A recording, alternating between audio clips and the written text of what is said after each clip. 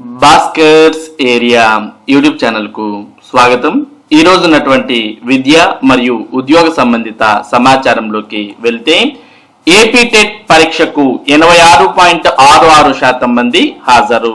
ఆంధ్రప్రదేశ్ రాష్ట్ర వ్యాప్తంగా అక్టోబర్ 3వ తేదీ నుంచి మరి ఏపీ టెట్ పరీక్షలు అనేవి జరుగుతూ ఉన్నాయి. మరి 3వ తేదీ, 4వ తేదీ, 5వ తేదీ మొత్తం 3 రోజులు ఇప్పటికే పరీక్షలు జరిగాయి. ఈ రోజు 4వ రోజు పరీక్షలు జరగబోతున్నాయి. మరి 3వ రోజు 86.66% మంది పరీక్షకు హాజరయ్యారు.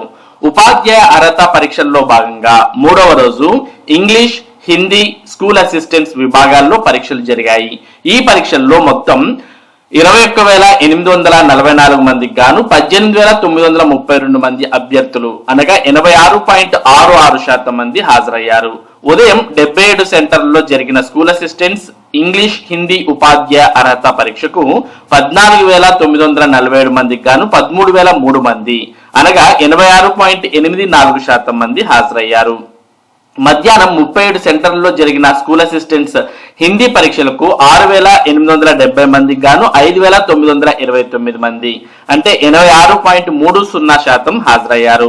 పరీక్షలు ప్రశాంతంగా ముగిశాయని AP TET convener MV Krishnareddy తెలిపారు. ఈ సందర్భంగా సమగ్ర శిక్ష రాష్ట్ర పథక సంచాలకులు శ్రీనివాసరావు విశాఖపట్నంలో 2 పరీక్షా కేంద్రాలను సందర్శించారు. ఎస్పీడీతో పాటు విశాఖపట్నం డిఈఓ చంద్రకళ కూడా మరి పాల్గొన్నారు. ఇక వరదల్లో సర్టిఫికెట్ కోల్పోయిన విద్యార్థులకు ఇంటర్ బోర్డు భరోసా. వరదలు, భారీ వర్షాలతో సర్టిఫికెట్లను కోల్పోయిన వేలాది మంది విద్యార్థులు, పాఠశాల విద్యా ఉన్నత విద్యాధికారులు కూడా స్పందించాలని వినతి. విద్యార్థి దశలో వారి విద్యార్హతలను ధృవీకరిస్తూ ప్రభుత్వాలు జారీ చేసే సర్టిఫికెట్లు ఎంతో కీలకం. తదుపరి వారి భవితవ్యం ఈ సర్టిఫికెట్ల మీదనే ఆధారపడి ఉంటుంది. విద్యార్థులు ఏడాది మొత్తం తరగతి గదిలో పాఠ్య పుస్తకాలతో కుస్తీ పడతారు. సంవత్సరంలో జరిగే పబ్లిక్ పరీక్షలకు కఠోరంగా శ్రమించి ఉత్తీర్ణత సాధిస్తారు. తద్వారా సాధించిన సర్టిఫికెట్ల ఆధారంగానే తదుపరి దశకు చేరుకుంటారు. ఇలా 10వ తరగతి, ఇంటర్, డిగ్రీ, బీటెక్, ఎంబీఏ వివిధ కోర్సులకు సంబంధించిన సర్టిఫికెట్లు విద్యార్థి దశలో ఎంతో కీలకం. అలాంటి సర్టిఫికెట్లను ప్రకృతి విపత్తుల్లో కోల్పోవడంతో విద్యార్థులు జీర్ణించుకోలేకపోతున్నారు. మరికొంతమంది విద్యార్థులు సర్టిఫికెట్లు కోల్పోయి భవిష్యత్తుపై బెంగ పెట్టుకున్నారు. ఈ తరుణంలో విద్యార్థుల సమస్యలను గుర్తించిన ఇంటర్మీడియట్ బోర్డు వరదల్లో సర్టిఫికెట్ కోల్పోయిన ఇంటర్ విద్యార్థులకు ఉచితంగా తిరిగి సర్టిఫికెట్లు ప్రదానం చేసి విద్యార్థుల భవిష్యత్తుకు భరోసాగా నిలవాలని యోచించింది. ఈ మేరకు ఇంటర్ బోర్డు కార్యదర్శి కృతికా శుక్లా ప్రకటన విడుదల చేశారు. ఏపీలో ఇటీవల భారీ వర్షాలు, వరదలు పోటెత్తిన విషయం మనందరికి కూడా తెలుసు. ఈ వరదలకు ఇల్లు నీట మునిగి లక్షల మంది ఇబ్బందులు పడ్డారు. ముఖ్యంగా విజయవాడ పరిసర ప్రాంతాల్లో వరద కనీవిని ఎరగని రీతిలో తీవ్ర నష్టం మిగిల్చింది. బుడమేరు పొంగడంతో విజయవాడ ప్రాంతం వరద ముంపునకు గురైంది. అకస్మాత్తుగా వచ్చిన ఈ వరదలతో చాలా మంది కట్టుబట్టలతో బయటపడ్డారు. అలాగే అనేక మంది విద్యార్థులు తమ సర్టిఫికెట్లు కోల్పోయారు. వరదల కారణంగా సర్టిఫికెట్లు కోల్పోయిన విద్యార్థులందరికీ ఉచితంగా సర్టిఫైడ్ కాపీలు, డూప్లికేట్ సర్టిఫికెట్లు అందిస్తామని ఏపీ ఇంటర్మీడియట్ విద్యా మండలి ప్రకటించింది. ఈ మేరకు సర్టిఫికెట్లు కోల్పోయిన బాధిత విద్యార్థుల వద్ద నుంచి దరఖాస్తులను స్వీకరించాలని జిల్లా రీజియన్ ఇంటర్మీడియట్ అధికారులను ఆదేశించారు. ఇదే తరహాలో పాఠశాల విద్య, ఉన్నత విద్యా అధికారులు కూడా స్పందించాలని విద్యార్థులు వారి తల్లిదండ్రులు కోరుతున్న ఇంటర్ సర్టిఫికెట్లతో పాటు 10వ తరగతి, డిగ్రీ, బీటెక్, పీజీ సర్టిఫికెట్లు కోల్పోయిన విద్యార్థులకు అవి ఎంతో కీలకం కానున్నాయి. వాటి కోసం ఆయా బోర్డులు యూనివర్సిటీలకు దరఖాస్తు చేసుకుని విద్యార్థులు నానాయాతన పడాలి. యూనివర్సిటీలలో పీజీ ఒరిజినల్ సర్టిఫికెట్లు కావాలన్నా సంబంధిత కళాశాల నుంచి స్టడీ లేదా టీసీ తీసుకుని వెళ్లాల్సి ఉంది. కానీ నివాసాలతో పాటు భద్రపరిచిన సర్టిఫికెట్లు పూర్తిగా నీటిలో మునిగిపోవడంతో విద్యార్థులకు ఏమి చేయాలో తెలియని పరిస్థితి నెలకొంది. మంత్రి ఆదేశంతో అధికారులలో కదలిక. వరదల్లో సర్టిఫికెట్లు పోగొట్టుకున్న విద్యార్థులకు సంబంధించి ఇటీవల మంత్రి నారా లోకేష్ సమీక్ష నిర్వహించారు. వరదల్లో సర్టిఫికెట్లు కోల్పోయిన విద్యార్థులకు తక్షణమే ఉచితంగా సర్టిఫికెట్లు జారీ చేసేలా చర్యలు తీసుకోవాలని మంత్రి లోకేష్ అధికారులను ఆదేశించారు. అలాగే భవిష్యత్తులో విద్యార్థులు సర్టిఫికెట్ల కోసం యూనివర్సిటీలకు వెళ్లాల్సిన అవసరం లేకుండా పూర్తి స్థాయిలో డిజి లాకర్ సిద్ధం చేయాలని అధికారులకు సూచించారు. ఏపీపీఎస్సీ పరీక్షలకు హాజరయ్యే అభ్యర్థులకు కూడా సర్టిఫికెట్ల పరిశీలనకు ఎక్కువ సమయం పడుతోందని, డిజి లాకర్స్ ను ఏఐతో అనుసంధానించడం ద్వారా సులభంగా సర్టిఫికెట్లను వెరిఫికేషన్ చేయవచ్చని మంత్రి లోకేష్ తెలిపారు. ఆయన ఆదేశాల మేరకు సర్టిఫికెట్స్ కోల్పోయిన అందరికీ ఉచితంగా సర్టిఫైడ్ కాపీలు, డూప్లికేట్ సర్టిఫికెట్లను అందించనున్నట్లు ఇంటర్ విద్యా మండలి కార్యదర్శి కృతికా శుక్లా వెల్లడించారు. ఈ అంశాన్ని వరద ప్రభావిత ప్రాంతాల్లో ఆర్ఐఓలు డిఈఓలు ముమ్మరంగా ప్రచారం చేయాలని ఆదేశించారు. అభ్యర్థులు సర్టిఫికెట్ కాపీల కోసం వారు చదువుకున్న కాలేజీ ప్రిన్సిపల్, జిల్లా అధికారులకు దరఖాస్తు చేసుకోవచ్చు, లేదంటే నేరుగా బోర్డు అధికారులను సంప్రదించవచ్చని సూచించారు. ఇలా దరఖాస్తు చేసుకున్న వారికి ఎలాంటి రుసుము లేకుండా ఉచితంగా సర్టిఫికెట్లు ఇవ్వనున్నట్లు ఇంటర్ బోర్డు ప్రకటించింది. తొలుత కృష్ణా జిల్లా నుంచి దరఖాస్తుల ఆహ్వానం. కృష్ణా నది వరద ప్రభావంతో కృష్ణా జిల్లాలోని లంక గ్రామాలతో పాటు అనేక ప్రాంతాలు నీట మునిగాయి. ఉమ్మడి కృష్ణాలో ఉన్న విజయనగరం బుడమేరు ముప్పుకు గురైంది. దీంతో వేలాది మంది వరద ముంపు బారిన పడ్డారు. ఈ జిల్లాలో వరద బాధితుల సంఖ్య అత్యధికంగా ఉండడంతో తొలుత కృష్ణా జిల్లాలోని సర్టిఫికెట్లు కోల్పోయిన విద్యార్థులకు పంపిణీ చేయాలని ఇంటర్ బోర్డు నిర్ణయించింది. ఈ మేరకు బాధితుల వద్ద నుంచి దరఖాస్తులను ఆహ్వానిస్తూ శనివారం ప్రకటన విడుదల చేసింది. వరదల కారణంగా ఎవరైనా ఇంటర్మీడియట్ ఒరిజినల్ సర్టిఫికెట్స్ పోగొట్టుకున్న వారికి ఎటువంటి రుసుము లేకుండా సర్టిఫికెట్స్ అందించనున్నట్టు తెలిపింది. సర్టిఫికెట్ కోల్పోయిన విద్యార్థులు అభ్యర్థి ఆధార్ కాపీ, సెల్ఫ్ డిక్లరేషన్ పత్రాలను మచిలీపట్నంలోని కృష్ణా జిల్లా ఇంటర్మీడియట్ విద్యాధికారిచే అంటే డిఐఈఓ అటెస్టేషన్ చేయించాలని అన్నారు.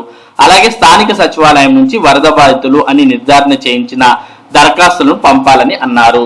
దరఖాస్తులను board of intermediate education 3-4 floor Eshwar Elite, Sono Vision పక్కన తాడేపల్లి, గుంటూరు జిల్లా అడ్రస్ కు పంపాలని అన్నారు.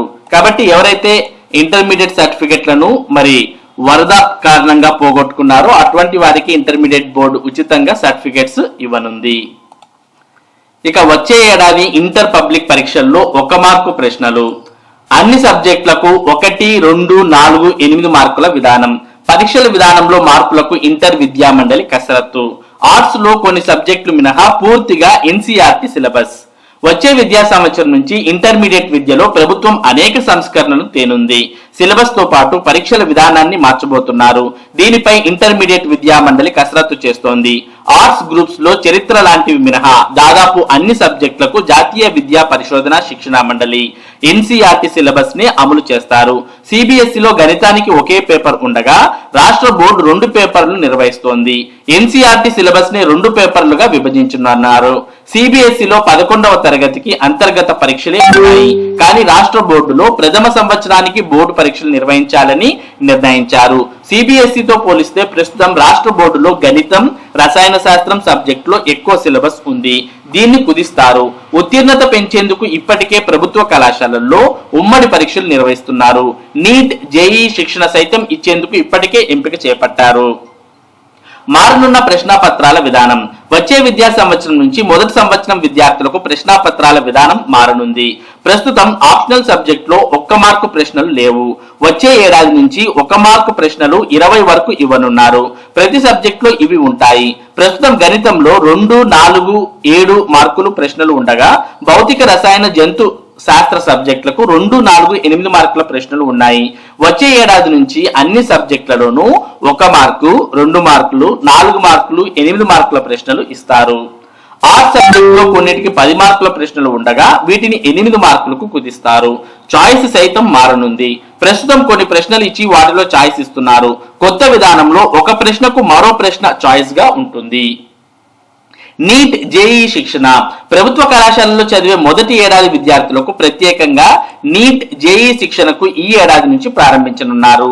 కర్నూలు, గుంటూరు, నెల్లూరు, విశాఖపట్నం కేంద్రాల్లో ప్రయోగాత్మకంగా ఈ శిక్షణ ఇచ్చేందుకు విద్యార్థులకు ప్రత్యేక పరీక్ష నిర్వహించారు. నారాయణ విద్యా సంస్థల సహకారంతో ఈ శిక్షణ ఇస్తారు. ఈ 4 కేంద్రాల నుంచి నీట్, జేఈ కోసం 900 మంది విద్యార్థులు ప్రత్యేక పరీక్షలు రాయగా వీరిలో 50% వరకు అర్హత సాధించారు. నీట్, జేఈ కోచింగ్ లోనే అకాడమిక్ సబ్జెక్టులను మిళితం చేసి నారాయణ విద్యా సంస్థల అధ్యాపకులే ఉచితంగా బోధిస్తారు. లాంగ్వేజ్ సబ్జెక్టుల వరకు ప్రభుత్వ అధ్యాపకులు బోధించాలి. ఈ ప్రయోగాత్మక శిక్షణను పరిశీలించిన తర్వాత వచ్చే ఏడాది నుంచి రాష్ట్ర వ్యాప్తంగా నిర్వహించాలని ప్రభుత్వం భావిస్తోంది. ఉమ్మడి పరీక్షల నిర్వహణ. ప్రభుత్వ యాజమాన్యంలోని జూనియర్ కళాశాలలు, కేజీబీవీలు, ఆదర్శ పాఠశాలలు, హై స్కూల్ ప్లస్ లో ఇంటర్మీడియట్ చదివే విద్యార్థులకు ఉమ్మడి పరీక్షలు నిర్వహిస్తున్నారు. ఈ ఏడాది కొత్తగా ఈ విధానాన్ని ప్రారంభించారు. యూనిట్, త్రైమాసికం, అర్థ సంవత్సరం పరీక్షల ప్రశ్నాపత్రాలను ఇంటర్మీడియట్ బోర్డులో రూపొందించి ఆన్లైన్ లో కళాశాలకు పంపిస్తున్నారు. వాటిని ప్రింట్ తీసుకొని పరీక్షలు నిర్వహిస్తున్నారు. ఈ మార్కులను ఆన్లైన్ లో నమోదు చేయాలని ఇప్పటికే ఆదేశాలు ఇచ్చారు. ఈ మార్కుల ఆధారంగా చదువులో వెనుకబడిన విద్యార్థులపై ప్రత్యేక దృష్టి సారించడంతో పాటు రెమిడియల్ తరగతులు నిర్వహించాలని ఇప్పటికే ఇంటర్మీడియట్ విద్యా మండలి ఆదేశాలు ఇచ్చింది. అందరికీ ఒకే ప్రశ్నాపత్రంతో పరీక్షలు పెడితే విద్యార్థుల అభ్యర్థన సామర్థ్యాలను అంచనా వేసేందుకు అవకాశం ఏర్పడుతోందని, ప్రైవేట్ కళాశాలలు సైతం ప్రశ్నాపత్రం పంపించిన పరీక్ష నిర్వహించుకోవాలా వద్దా అనే ఐచ్ఛికాన్ని వారికే వదిలేశారు అని తెలిపారు. కాబట్టి వచ్చే విద్యా సంవత్సరం నుంచి ఇంటర్మీడియట్ పబ్లిక్ పరీక్షల్లో మరి 1 మార్కు ప్రశ్నలను ప్రభుత్వం అమలు చేయబోతోంది. ఇంటర్మీడియట్ విద్యను వచ్చే విద్యా సంవత్సరం నుంచి ప్రక్షాళన చేసే దిశగా ప్రభుత్వం ఆలోచన చేస్తోంది. కేంద్ర ప్రభుత్వ ఉద్యోగులకు దసరా ధమాకా ఆఫర్. కొత్త స్కీమ్ కు కొన్ని రోజుల్లో నోటిఫికేషన్. పెన్షన్ స్కీమ్, కొత్త పెన్షన్ స్కీమ్లని అనుకూల విషయాల కలబోతగా యూపీఎస్. పదవి విరమణ తర్వాత హామీతో కూడిన పెన్షన్ లక్షలాది మంది కేంద్ర ఉద్యోగులకు ప్రయోజనం. వచ్చే ఏడాది ఏప్రిల్ నుంచి అమలుకు ఆస్కారం. కేంద్ర ప్రభుత్వ ఉద్యోగుల కోసం ఏకీకృత పెన్షన్ పథకం వచ్చే ఏడాది ఏప్రిల్ 1 నుంచి అమలవుతుంది. అయితే దీనిని ఇంకా ముందుగానే ప్రారంభించే అవకాశాలు ఎక్కువగా కనిపిస్తున్నాయి. ఇక పండగ సీజన్లలో దసరా, దీపావళి కానుకగా అక్టోబర్ 15, 2024 ఏకీకృత పెన్షన్ పథకానికి సంబంధించి కేంద్ర ప్రభుత్వం నోటిఫికేషన్ జారీ చేయవచ్చని సమాచారం. ఈ నూతన పెన్షన్ పథకం భారత ప్రభుత్వ ప్రధాన ప్రాధాన్యాల్లో ఒకటి. లక్షలాది మంది కేంద్ర ఉద్యోగులకు ప్రయోజనం చేకూర్చేలా దీనిని రూపొందించారు. మరి ఇవి ఈ రోజు ఉన్నటువంటి విద్య మరియు ఉద్యోగ సంబంధిత సమాచారం. ఇటువంటి ముఖ్యమైన సమాచారాన్ని భాస్కర్స్ ఏరియా మీకు అందిస్తూ ఉంటుంది. మరి ఈ సమాచారం మీరు మిస్ కాకుండా పొందడానికి మన భాస్కర్స్ ఏరియా యూట్యూబ్ ఛానల్ కు సబ్స్క్రైబ్ అవ్వండి. Thank you for watching this video.